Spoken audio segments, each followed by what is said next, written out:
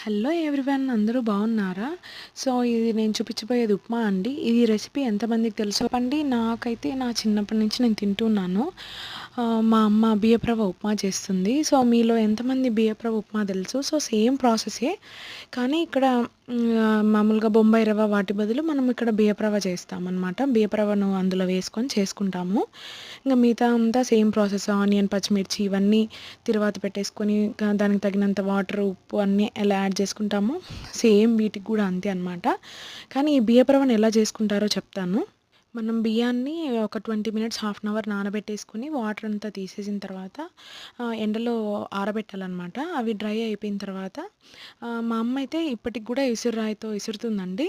ఇంకా అది లేని వాళ్ళు మిక్సీకి వేసుకోవచ్చు వక్క చక్కగా. మళ్ళీ దాన్ని మనము జల్లి పట్టుకోవాలనమాట.